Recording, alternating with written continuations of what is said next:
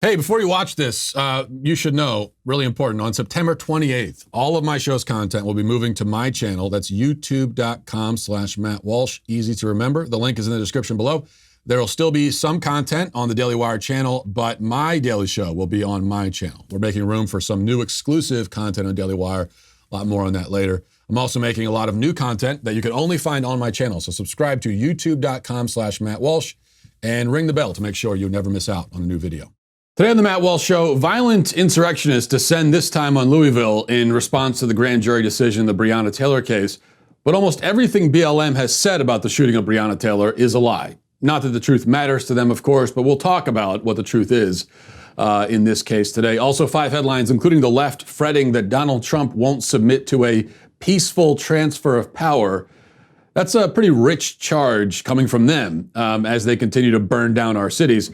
And in our daily cancellation, I will cancel the CDC for trying to cancel Halloween. I won't let them do it. I won't let them get away with it. All of that coming up. But first, let's talk about Eero. You know, these days, your house isn't just your house. It's an office, it's a school. My house is also a lunatic asylum most of the time with 4 kids running around. Kind of a zoo of sorts as well, a war zone, a toxic waste dump, at least in my son's room. A lot going on, and that's why I need, and you need also in your home, I'm sure, solid Wi-Fi in the whole house, which is where Eero comes in. Eero, an Amazon company, covers your whole home with fast, reliable Wi-Fi inside and out. Rooms with bad to no Wi-Fi, dropouts on your patio. Eero makes every square foot of your home usable by eliminating poor coverage and dead spots. You'll have a consistently strong signal wherever you need it. We're asking a lot of our Wi-Fi, I think. Eero can help yours do more. That's what it's done for me. Go to eero.com/Walsh, enter code Walsh at checkout to get free next day shipping with your order. That's eero.com/Walsh, code Walsh at checkout to get your Eero delivered with free next day shipping. eero.com/Walsh, code Walsh. Okay. Well, it's being said that rioting broke out in Louisville over the grand jury's decision in the Breonna Taylor case, but that's wrong on 2 levels. For one, the chaos in Louisville, as in so many other cities across the country, is funded and organized. Moments after the grand jury returned only 3 counts of wanton endangerment against 1 officer for firing shots that went into a neighbor's apartment, but no charges for Taylor's death, U-Hauls packed with pre-made signs and riot shields were already on the scene being unloaded.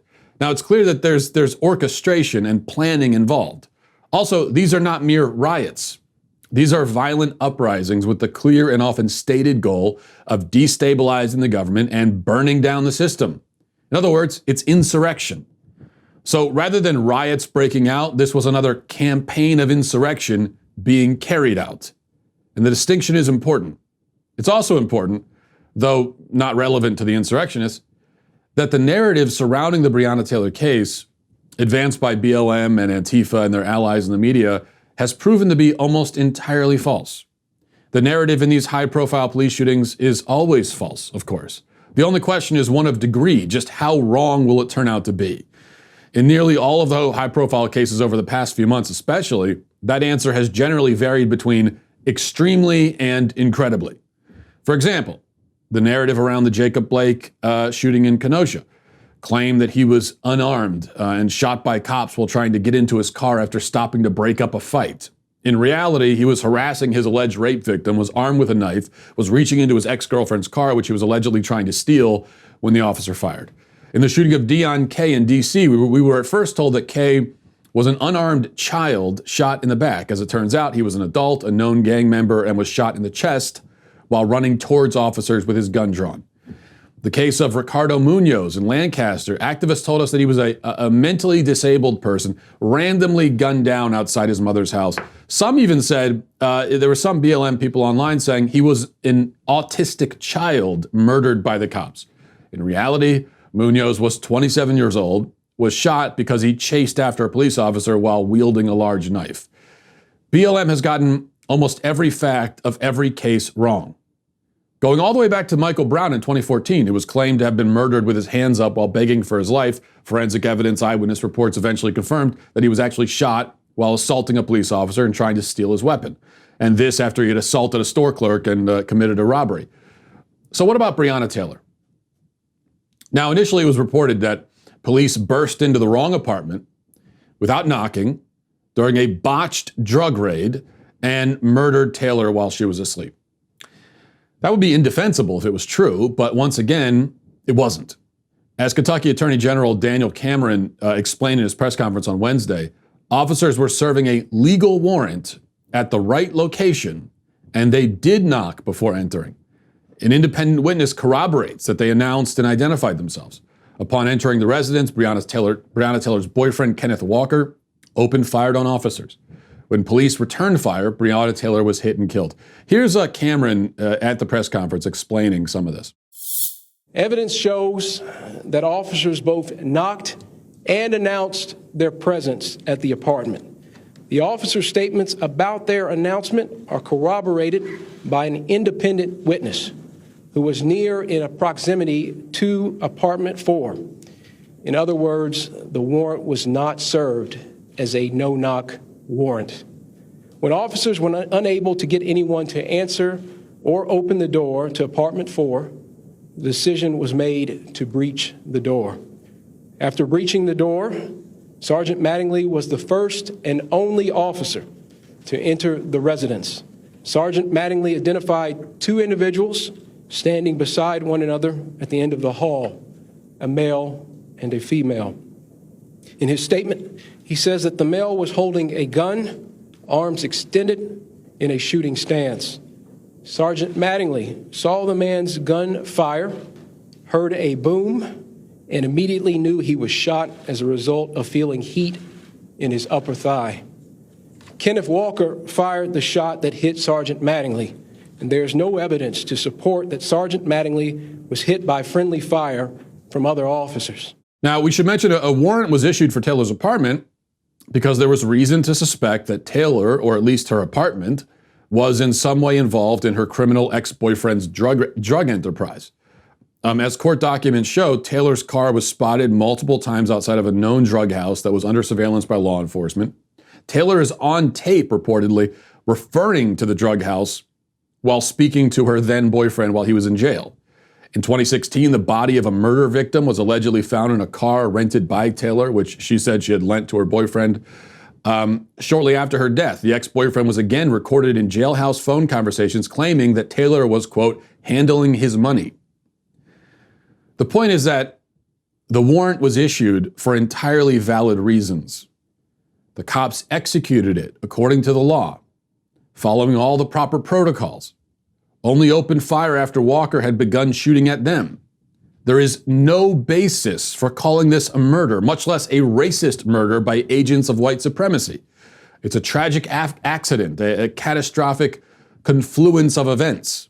Many other terms could be used to describe it, but the fact remains that officers were serving a lawful warrant, acting within the bounds of the law, and responding with lethal force to the lethal force being used against them. As usual, those accusing the officers of criminal conduct have not bothered to explain what they might have done differently. Should they have not obtained the warrant for the apartment in the first place, despite having credible reason to believe that it had ties to drug trafficking? Should they not have executed the warrant? Should they not have, or should they have waited outside for someone to come to the door, and if the residents refused to answer, then just pack up and go home? Or should they have not returned fire once they were fired upon? Instead, diving to the floor or hiding behind furniture, hoping the assailant stops before a bullet hits one of them in the face. Now, BLM militants, if they were being honest, would actually answer yes to all of those questions. They've made it clear that their problem with the police is that the police exist. Anything the police do, therefore, is wrong. For the simple fact the police are the ones doing it. For BLM and its allies, the fight against police brutality is a fight against policing itself. All law enforcement is brutality in their minds. And anybody who dies at the hands of police, any black person anyway, has been murdered, no matter what, regardless of context. This is the radicalism that holds our cities hostage, the madness to which we are all supposed to bow. It dresses itself in the garb of racial justice. It carries signs that say things like equality. But this is all a decidedly unconvincing disguise for their radical assault on law and order and civilization itself. And that's what's happening. And now it's happening in Louisville. Let's get to our 5 headlines.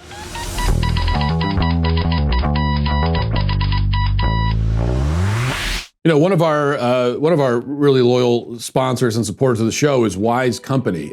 We've been working with them for a long time. Well, now they've changed their name. You know about Wise Company. Now they are Ready Wise, and they've got a whole bunch of. They've expanded their catalog, their products that are available. Now we know they have emergency meals.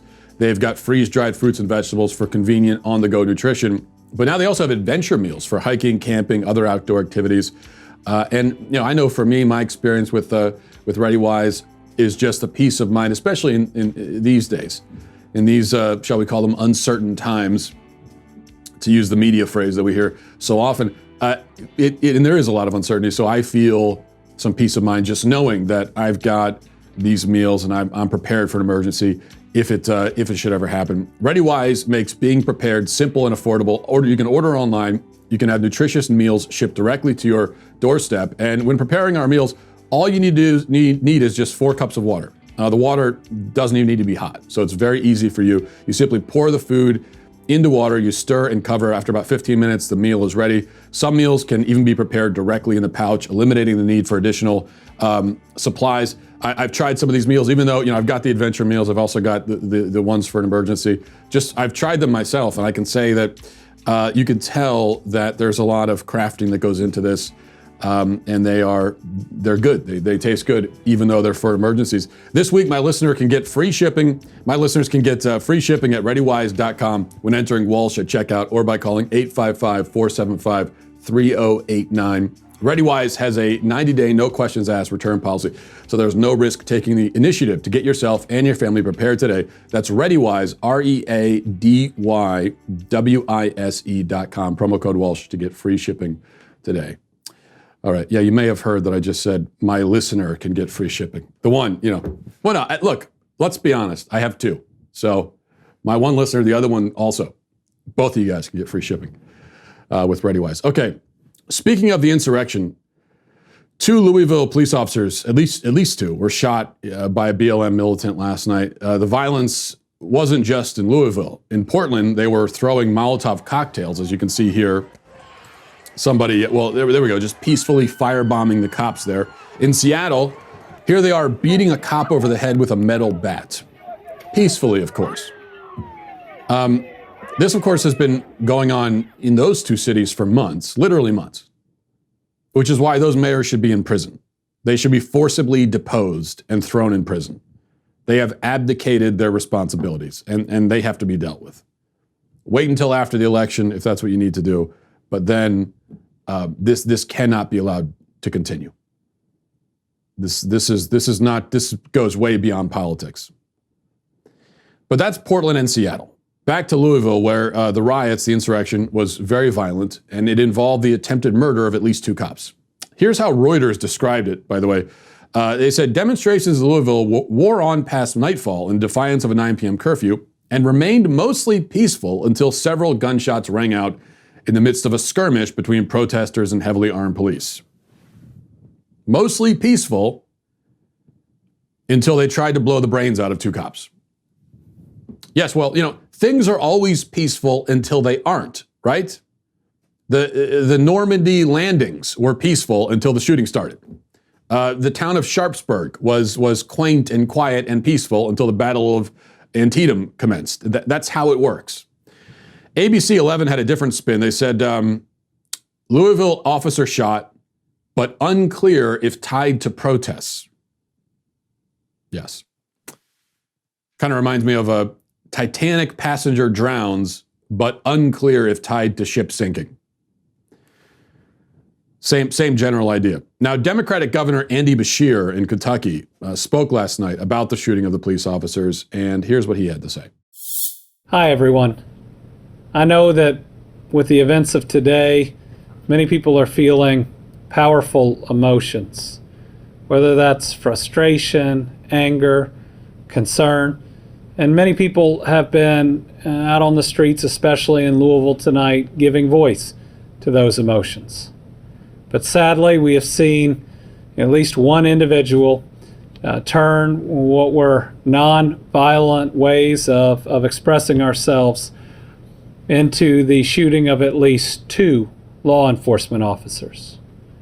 We know that the answer to violence is never violence, and we are thinking about those two officers and their families tonight. So I'm asking everybody, please, go home. Go home tonight.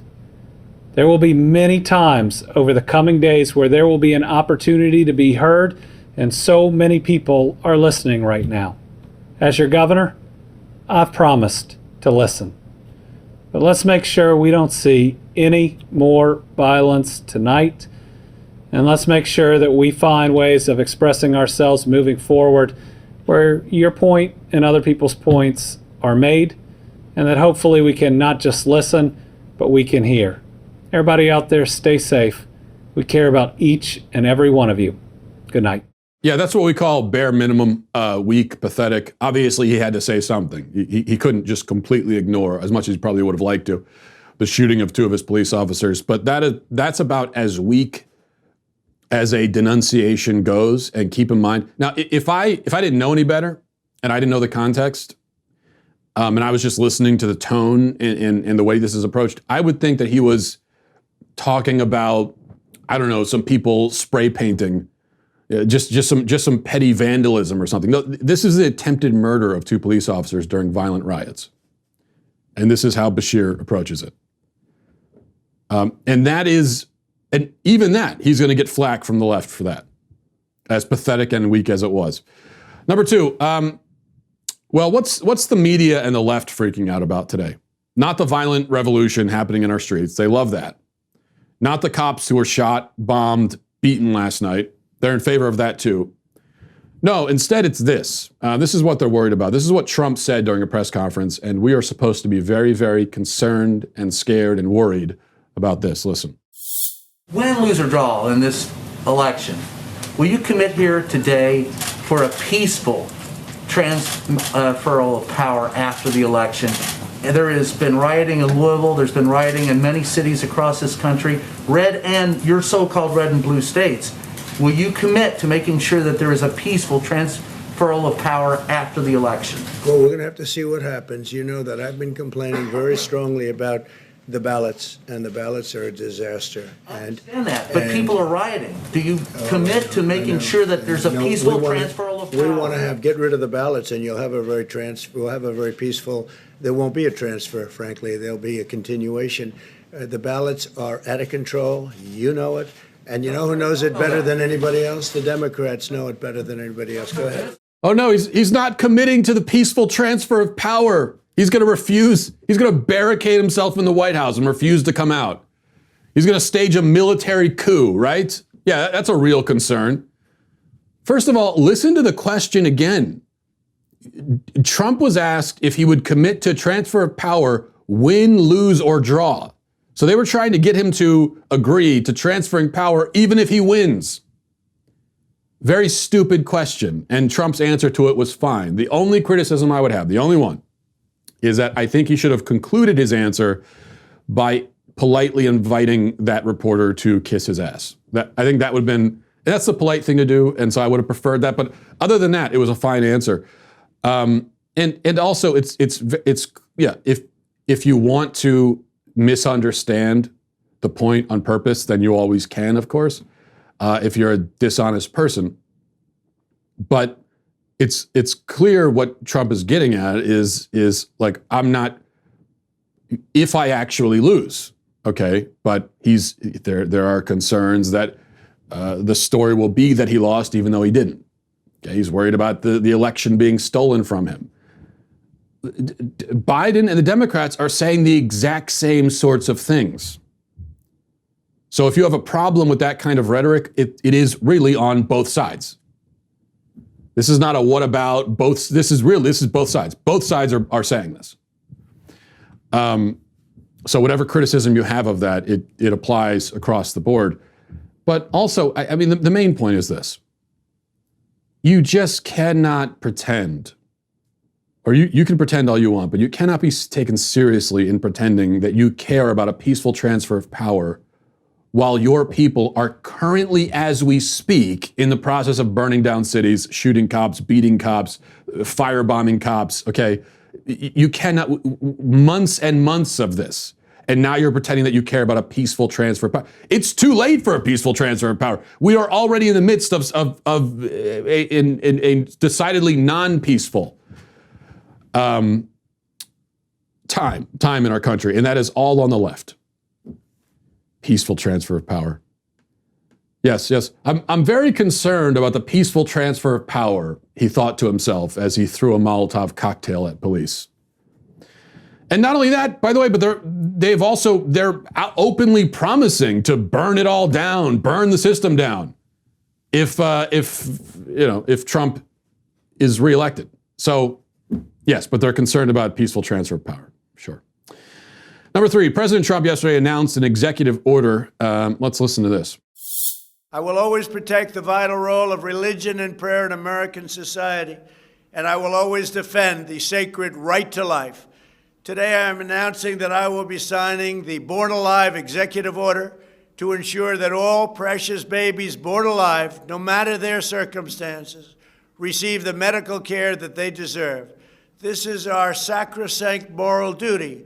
We are also increasing federal funding for the neonatal research to ensure that every child has the very best chance to thrive and to grow. So the Daily Wire reports that this order is expected to mirror the Born Alive Abortion Survivors Protection Act, which states that a healthcare practitioner who's present must exercise the same degree of care as reasonably provided to another child born alive at the same gestational age, and to immediately admit the child to a hospital. The bill also requires a healthcare practitioner or other employee to immediately report any failure to comply with this requirement to law enforcement. A person who violates this requirement is subject to criminal penalties, a fine, up to 5 years in prison, or both. Additionally, an individual who intentionally kills or attempts to kill a child born alive is subject to prosecution for murder. And that's all of that is great. That's exactly what it should be. Any sane person agrees with this. This is an issue that Republicans and conservatives should be talking about. Trump is right to act on it. And let the left go out as they are now and as they will continue to, and openly advocate for infanticide. But remember, again, totally peaceful. A peaceful infanticide. Number 4, let's get to some important news here. You can look at this picture right here. That's a giant rat pulled out of a sewer. True story, okay? The New York Post has this story. It says, Mexico City cleanup crews lived everybody's worst nightmare on September 18th when they discovered what looked like a monster drowned rat while dredging the sewers. The Buick-sized rodent was part of 22 tons of litter the workers had removed from the city's drainage tunnels following heavy rains. During the unsavory gig, the workers reportedly turned a corner and encountered what they described as a giant rat, which sat hunched over and sported incredibly realistic fur. As it turns out, the vermin was actually a Halloween prop. Oh, that's disappointing. That had been washed out of its warehouse by the storm. I mean, it was unlikely, but I was really rooting for this to be real. Choose the form of your destructor kind of thing. And if we have to have the apocalypse, then I think an apocalypse at the hands of oversized rats would be, I don't know how enjoyable it would be, but it would certainly be appropriate. A woman named Evelyn Lopez has since come forward to claim the rat, which she reportedly created from scratch for Halloween. Lopez said it had gone missing years ago during a torrential downpour, and no one could help her retrieve it. So she couldn't find that huge thing for years, and now she finally has found it. Well, I'm glad for their reunion. Number 5, this couldn't come soon enough. Racism has finally been solved. It's over, folks. You can go home. Uncle Ben's, the rice brand, has announced that it will take the word uncle off of its product and also remove the picture of a black man from the product in order to combat racism, you understand. So they made this big announcement on their website. You can see here, Ben's Original, that's the new name. We've listened, we've learned, we're changing. It says, over the last several weeks, we have listened to thousands of consumers, our own associates, and other stakeholders from around the world. We understand the inequities that were associated with the name and face of the Uncle Ben's brand. What? What inequities were associated with the name of a box of rice? And so, blah, blah, blah, they decided to change it. This, of course, just doesn't make any sense at all. How are we helping to solve racism by taking a black man's face off of the packaging? How is that? I thought, so we have like both strategies happening here. Because on one hand, we're told we need more representation and, racial minorities need to be more visible. And I mean, that's why apparently they announced they're doing a Friends remake with an all-black cast. And so there's a lot of that sort of thing going on. And we're going to combat racism that way. But we're also going to combat it with less visibility by taking, black faces off of packaging and that sort of thing. Doesn't really make a lot of sense to me. All right, we're going to get to our daily cancellation in just a second. But before we do, I've been telling you for a long time about our sponsors, Vincero. I'm wearing one of the watches right now. A watch should be something you look forward to putting on every day. I know I do, and that's exactly how I feel about my Vincero watches. Vincero is dedicated to the craft. They put the time and effort into crafting timepieces so you can wear them day after day. The guys in their team, they sent over some watches, and I've enjoyed wearing them regularly. With Vincero, there's no brand name market, no big time price tags. Their promise to you is really simple: solid, well-made product that you will enjoy wearing. And during this time, they're continuing to do right by their buyers.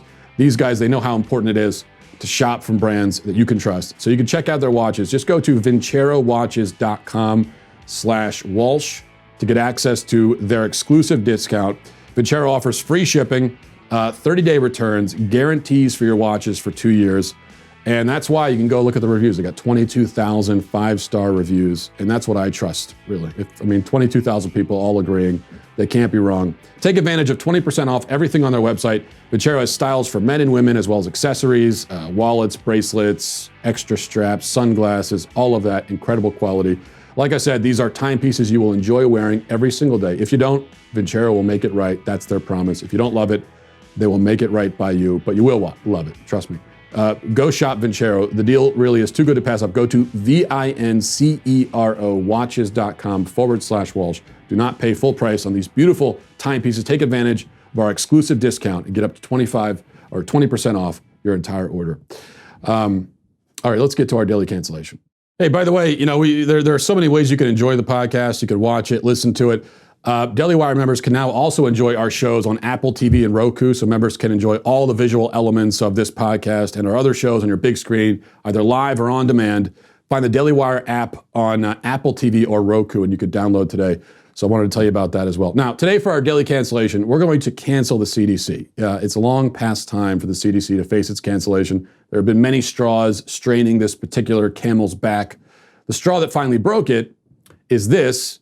As you can see, the Center for Disease Control has a whole page on its website giving guidance on holiday celebrations. Because, of course, in a free country, the first thing a citizen ought to do before observing a holiday is check with a public health organization and consult a series of federal agencies before deciding how to celebrate it.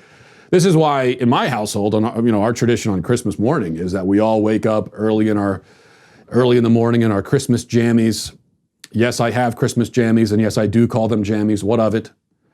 And we all wake up, we go downstairs, we gather around the Christmas tree, and then we submit an application to the Department of Health and Human Services requesting a waiver that will permit us to open presents. And usually it only takes about 2 to 3 business days to come through, and the kids really enjoy it. It's a lot of fun. Now, in any case, here's the CDC. And this is them explaining their guidelines. It says, as many people in the United States begin to plan for fall and winter holiday celebrations, CDC offers the following considerations to help protect individuals, their families, friends, and communities from COVID-19. These are considerations meant to supplement, not replace, any state, local, territorial, or tribal health and safety laws, rules, and regulations with which holiday gatherings must comply.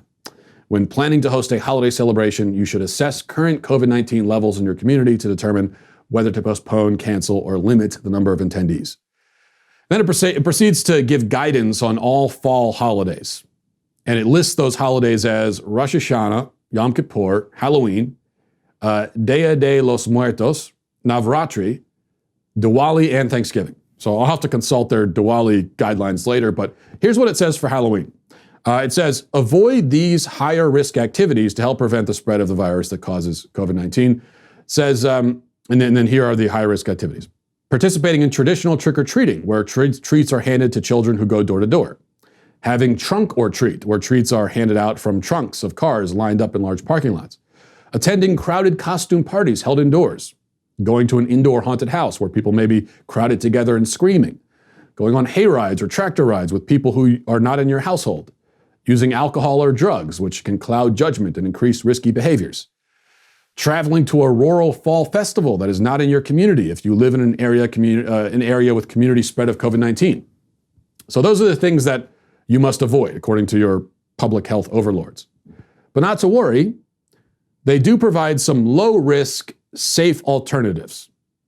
These low-risk activities include carving or decorating pumpkins with members of your household and displaying them, carving or decorating pumpkins outside at a safe distance with neighbors or friends, decorating your house, apartment, or living space, doing a Halloween scavenger hunt where children are given lists of Halloween-themed things to look for while they walk outdoors from house to house, admiring Halloween decorations at a distance, having a virtual Halloween costume contest, having a Halloween movie night with people you live with, having a scavenger hunt-style trick-or-treat search with your household members in or around your home rather than going house to house.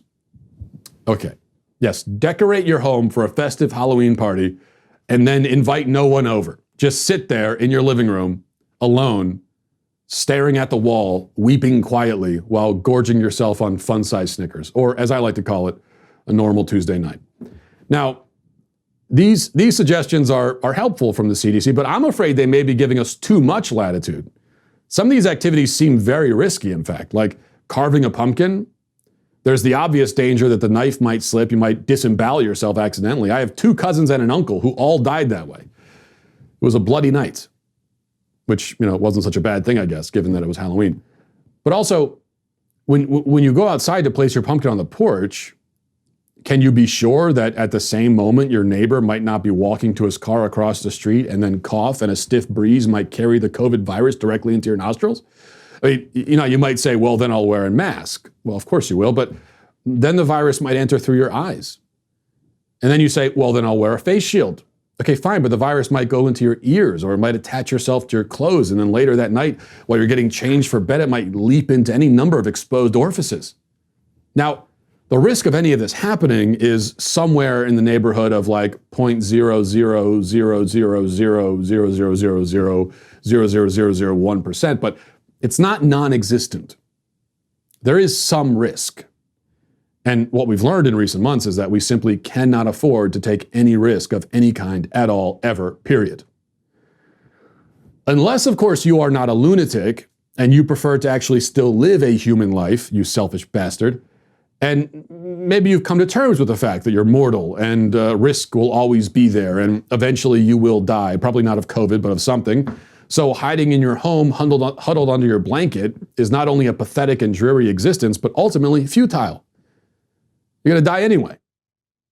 If that's the case, then you will go out and still trick-or-treat because, quite obviously, in all seriousness, trick-or-treating is not high risk at all. You're outside.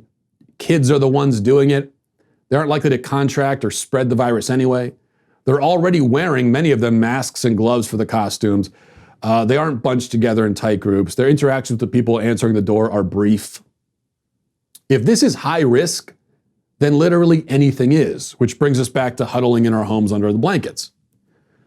What I can say is, high risk or not, I will be out with my kids trick-or-treating on Halloween. So you better answer your damned door, because we're coming. And if you don't answer, we might throw a brick through the window. Though we would only be doing that, of course, for racial justice and peace. And because we're mad you didn't give us any candy. Which I'm increasingly convinced is also the motivation behind many of these rioters. They're just mad that we're not giving them candy. But the CDC is canceled finally for all of that. And Halloween, they say Halloween is canceled. I say it's a go. Congratulations. You're welcome. I'll talk to you tomorrow. Have a great day. Godspeed.